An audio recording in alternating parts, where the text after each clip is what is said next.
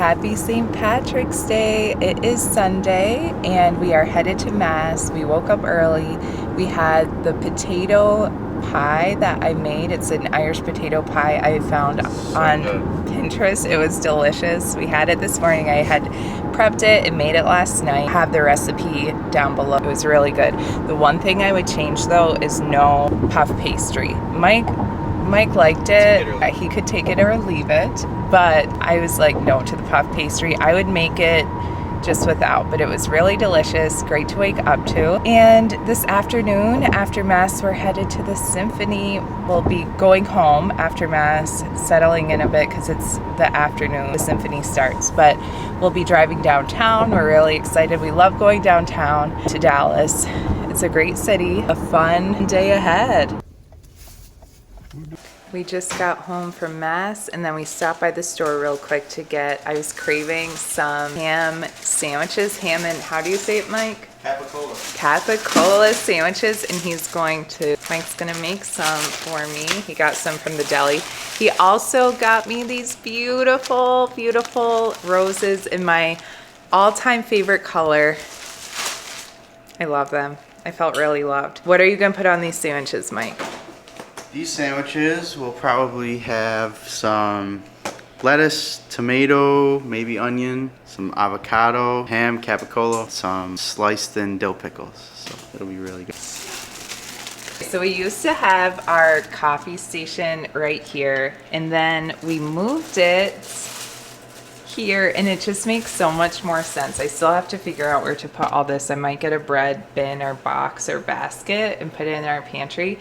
But I love this little coffee station. Also, this stand mixer was tucked away in this corner and had a bunch of stuff in front of it. So I never really used it. Putting it here, I'm just hoping that I use it more. This is now our little prep and baking area. And I'm really excited. It feels so good just to mix things up sometimes. Mike is the master organizer when it comes to food.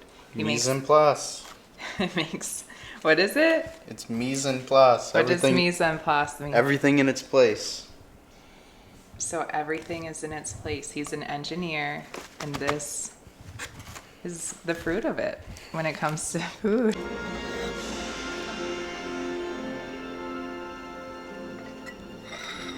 This is the dress I'll be wearing to the symphony. I just have to steam it real quick, but I thought this green color would be perfect for St. Patrick's Day. Okay, here is the look for the symphony. We're on our way. Okay, so we're in traffic, but look at that beautiful skyline of Dallas. We're almost there. We made it to the symphony.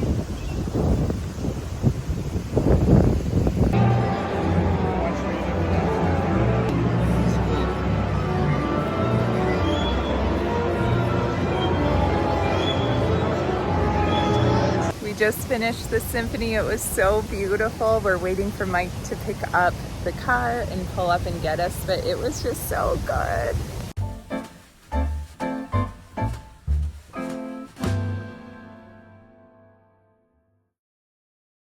We are in traffic in Dallas, but we're passing the Perot Museum. It's an amazing science museum. If you're ever in downtown Dallas, be sure to go. There's so many amazing family-friendly areas Use the in right Dallas. 2 lanes to take the exit to merge onto I-35 East North. Hello. So it's been 1 week since I last recorded for St. Patrick's Day, Symphony Day. It was, a week for sure. I had dental work done for my whole life, went without cavities, really good dental hygiene, and then what happened was my sealants cracked and I didn't know it. That on top of I hadn't been to the dentist in 4 years. Between COVID and then our move here to Dallas, I just put it off, and I was so focused on everything life down here that I kept putting it off, where in the past I would go every 6 months for a cleaning. And now I just am so sad that I need dental work done. So I had that this past week, and just even emotionally processing that. I don't know if you've had dental work done and feel similar, but it was like a shock to me because I went my whole life with really good teeth and they're still good, but I'm like, what? And yeah, so that was painful. And I just took a couple days to like just be. And then our friend Luke was going to be here this weekend, so I was cleaning. Unfortunately, he couldn't come this weekend. Hopefully soon he'll be here. So yes, that's been why it's been so long, a week since I last recorded. Today is the day before Mike's birthday, and I will be making him this cake. It is a deliciously moist, sorry if you don't like that word, deliciously moist chocolate layer cake. And it's from Sally's baking blog, which I love for cake recipes. So I love to cook, and I think because it's more, you can just throw stuff in, where baking is very scientific and precise a lot of the times. And yeah, I like more freestyle with cooking. But with Sally's baking blog, her recipes, I always use for cakes, and they turn out so good. Like, she gives me the confidence that maybe I can bake. But I'll be using her recipe. I asked Mike what he wanted, what type of cake he wanted, and he said chocolate, his favorite. So I'm gonna start on that. Then our friends are coming over for a meal. I'm going to make some steaks. Mike loves this. It's like a beet and carrot salad, and you have a citrus vinaigrette dressing over goat cheese, and you put pistachios and mint on it. It's so good, and it's paleo. It's from Against All Grain, her cookbooks. So good. He loves that. And then I'm gonna make some half-baked harvest potatoes, which Mike loves. Gonna make that for dinner, have our friends over for dinner and cake, and then Mike is gonna go with our friend Bobby to see Dune tonight. He's really excited for that. Dune 2, I think it is, the second one. If you've seen that, let us know. I haven't watched any. Mike started all the books. He loves the books, and he really enjoyed the last movie, so he's been wanting to do that. So they're gonna go watch that movie tonight. I'll probably clean up while they're gone and then just hang out with Peter. It'll be bedtime. They're going pretty late. Tomorrow is Sunday, Mike's birthday, and we're gonna go to Mass. It's Palm Sunday. Cannot wait for that. Just a relaxing weekend, and I can't wait to celebrate Mike. Mike is so just the best man, and he's always celebrating us, Peter and I, and looking for ways to love on us. And tomorrow I just can't wait to love on him and show him how much we love him. So yeah, I better get started on this cake. Before I start on the cake, I want to show you something that Mike gifted me this morning. So he learned it from the Lord of the Rings series, where the hobbits on their birthday give other people gifts. Every year on his birthday, he gives Peter something and then me something, which is just so sweet. Mike's love language is definitely quality time and gift giving. And he got me this Little House on the Prairie book set from my favorite publisher, one of my favorites, Juniper Books. And look how beautiful Little House. This Narnia set is also from Juniper Books, as is this Jane Austen one. My all-time favorite publisher is Easton Press, which is all these books. I grew up, my dad collected Easton Press books, and they just are stunning. Last a lifetime. I love them, and I'm slowly collecting them. And then Juniper is my second favorite publishing. But look how beautiful. Let me show you the inside. So it's like the old books, the original. And I just love them so much. I can't wait to read them. And I can't wait to read them with Peter. So I grew up going to the Almanza Wilder farm and really close to our town and volunteering there. So Almanza Wilder is the husband of Laura Ingalls Wilder, who wrote those books. I read those books growing up, and I can't wait to just pass that down to Peter. They're so good. But I need to get started on this cake because people are coming over and needs to cook, cool, and I gotta make the frosting too. So I'm just reviewing the recipe, and I'm gonna gather all the ingredients.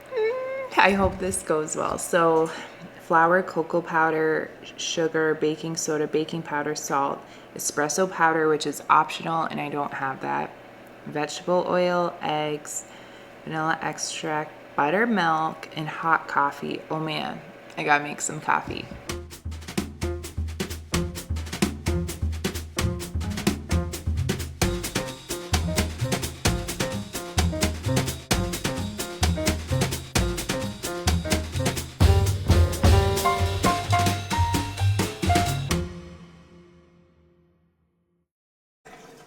Okay, so Mike had to help me open this vanilla. Mike, say hello. So poor Mike, Hey everyone.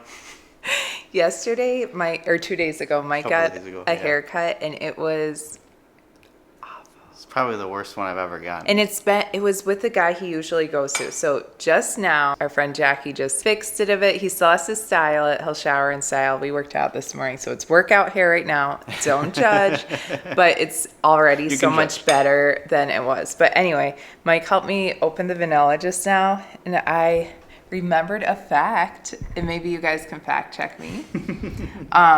But in the olden days, and I'm thinking of Little House on the Prairie, Yeah. maybe they didn't do it then because they needed to, I don't know, you actually use the ingredients, but some people would use vanilla as perfume. Really? Yeah, I believe it. I believe it. I think. Let me know if you know the truth about the vanilla perfume.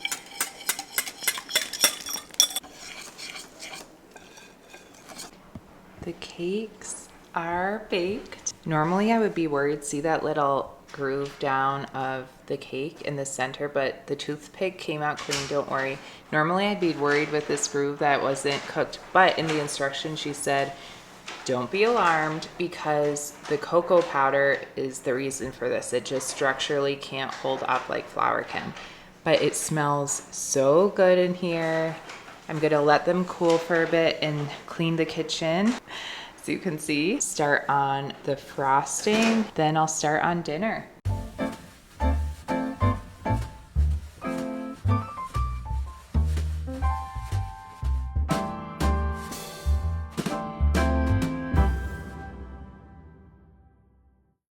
Dishes are done, and now I just set myself up here to make the frosting.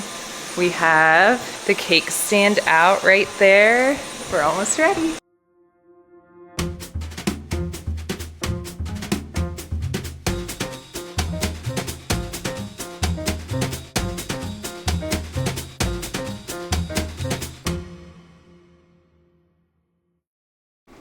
It's done. The cake is done. Here it is.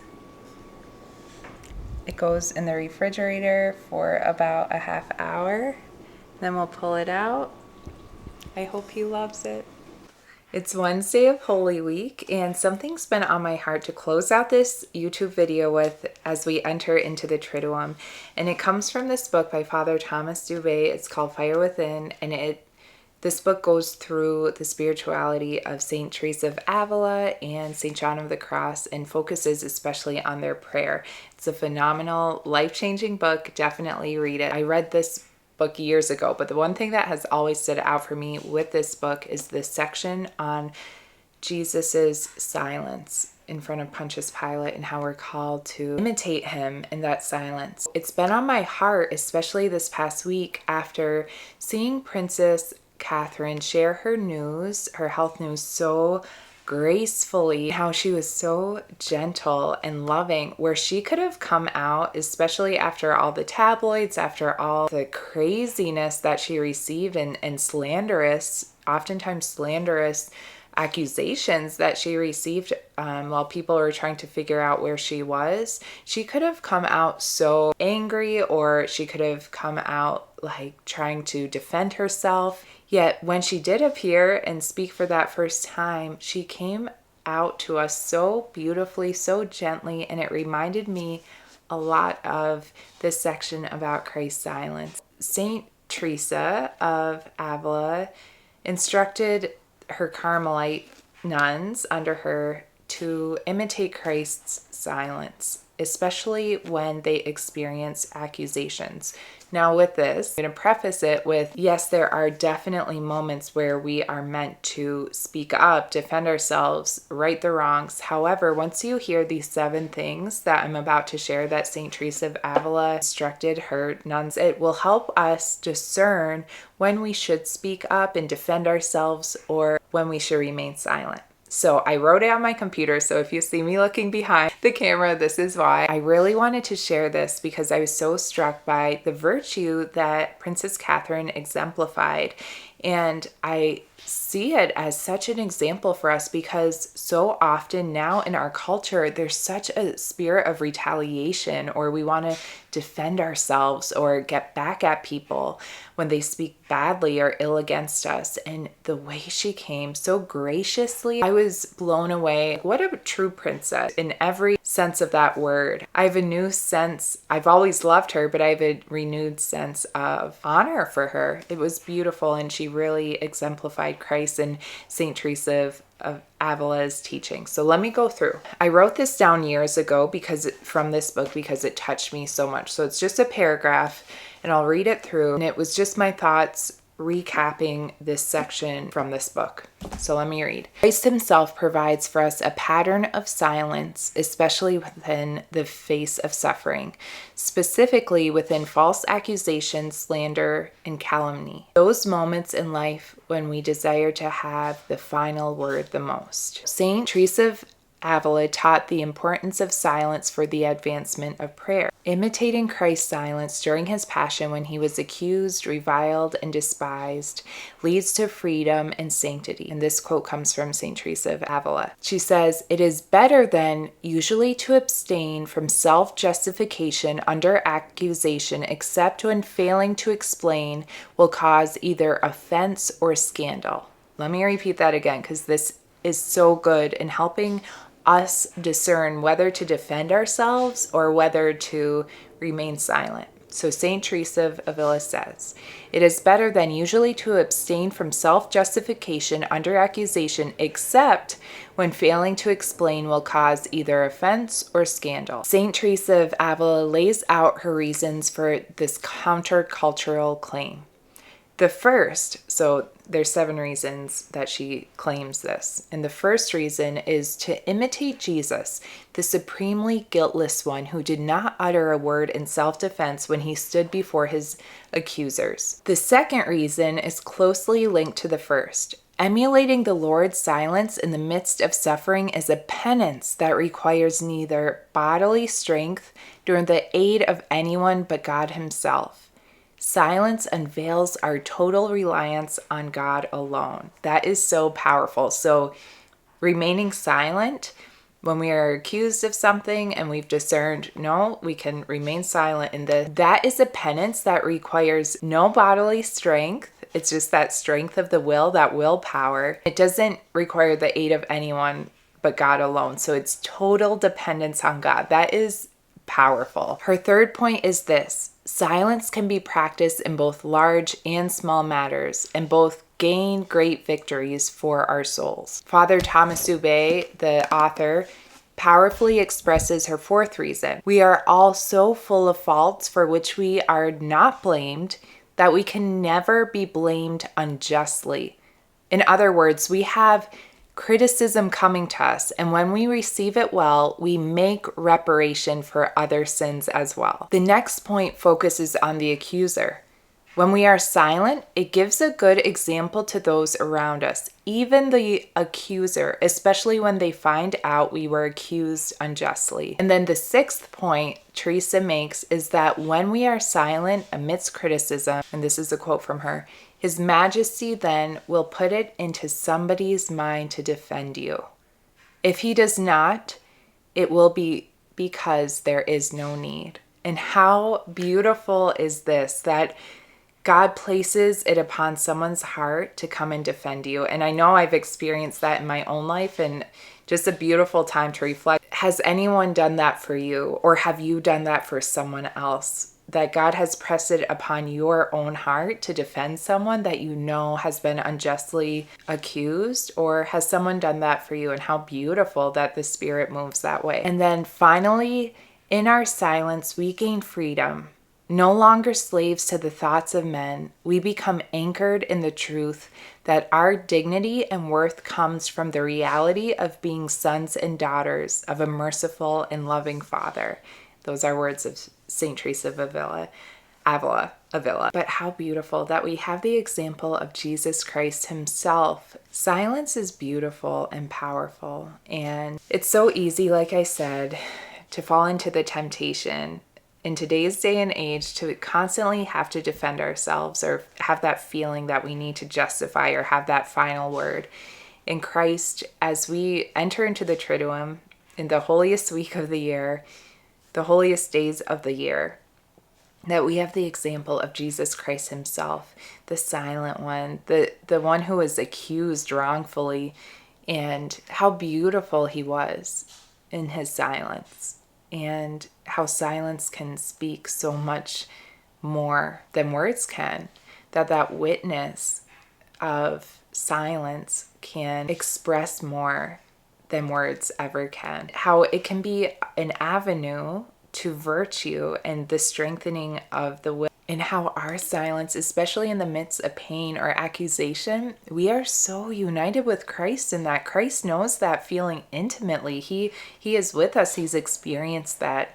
And so if you are going through something painful right now, if you've been wrongfully accused or if you've been gossiped about wrongfully, Christ is with you. He is intimately with you. He knows that feeling. He is with you. He has lived it. He has set an example for us. And it can be, in a mysterious way, a path to beauty in that it can unite us closer to him. Think of his silence this week. Think of his silence in the face of evil and how that silence had more power than evil itself. The silence of Christ outspoke any word of evil. And that's powerful. And just to unite yourself with Jesus Christ this week in his silence. And may God bless your Holy Week and your Easter. I'm thinking of you. Please pray for our family and know that I'm praying for you, especially these next few days, these holy days. He is with us. God bless you. I'll see you soon.